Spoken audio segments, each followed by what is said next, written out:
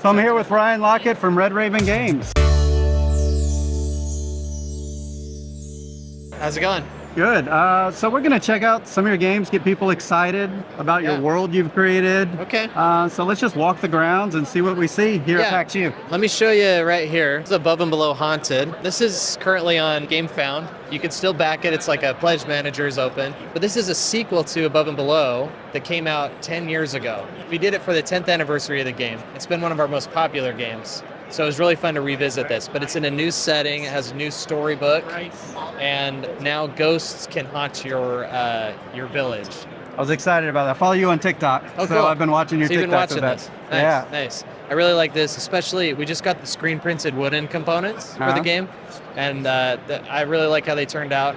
The ghosts kind of have this like shimmery foil printing on them, which is pretty cool. Now, are people playing full games here, or are they demo? Yeah. Mostly full games. Oh, then I'm going to have to come back for that. If you haven't seen, this year one of our smaller releases was Isle of Night, and this is a card game that you're exploring an island that only appears at night. It's one of our smallest games we've ever produced. So for anybody that doesn't know Red Raven Games, you do the art for this. Now you've been extending the designs, but you're still just doing all the art for it? I do all the art for our games. Occasionally we have another designer, but I do also do most of the design. Fantastic, yeah. And we also this year released an RPG.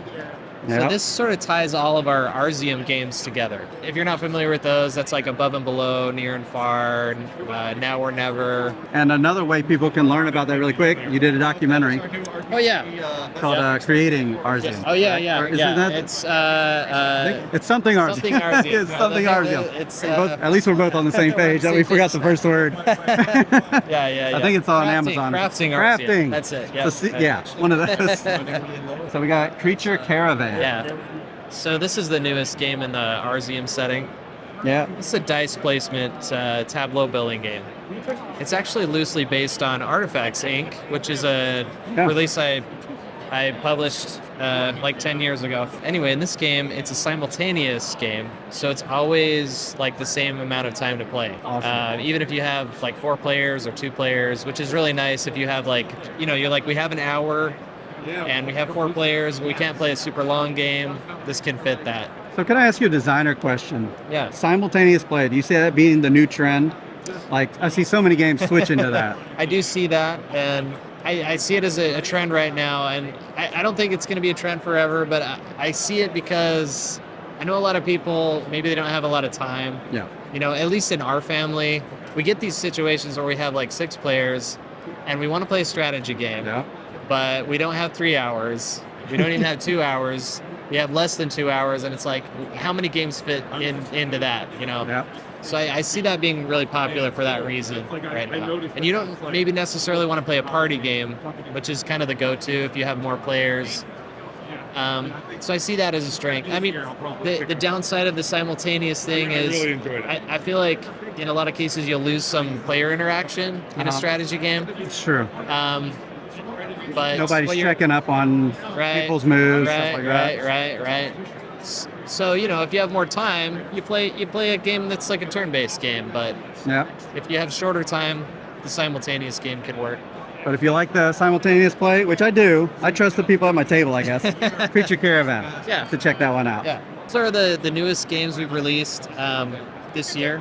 We have a lot of fun stuff coming next year, but there's a Islebound Emerald you talked about on TikTok. You know what? Let me show you that. Actually, we do have that. Aha. Yeah. So it slipped my mind. Islebound Emerald. I got you. Yeah. This is a new version of the game. And I actually went through and redid all of the building cards in the game, rebalanced them. Now there's a new resource, emeralds, that you can use to perform special actions. It's not hugely different from the original, but it is, it does make a difference. It does feel a little different. Yeah. So, yeah, I'm excited about this one as well. Awesome, I am too. That one, like when I started getting into board gaming, I hadn't played this one as much, but then, a lot of people probably started with Above and Below. I'm one of them as well. Yeah. And then we just got into the series. Oh, nice. So, yeah, it would be cool to return to this one, especially with your extra Emerald Edition. Very cool. I sculpted the emeralds for these. They're kind of a weird shape. Awesome. I like them. Yeah. Yeah, but fun. from you, I couldn't imagine you doing something like, Yeah, like yeah. any other way. Right. If you let somebody else do that. Yeah, yeah. Yeah, because you have to match your whole aesthetic you have going Right. on for your world. Right. Very cool. Yeah. So even down to the carving of the emeralds. Even, yep, I even carved the emerald myself. Yeah, right. Each emerald in the box. Yeah, every every carved. Got one more little favor. We just did a top 10 designers, and you were number 1 for our friend Ronald. Oh, nice. So I was wondering if you could. I'm gonna text this to him immediately. If you say thanks, Ronald, for making me your number 1 designer or something like that, because he's gonna freak out for that. Let's see. Oop. There we go. Hey, Ronald, I'm here with Ryan Laukat. Hey, thanks for making me your number 1 designer. Yeah.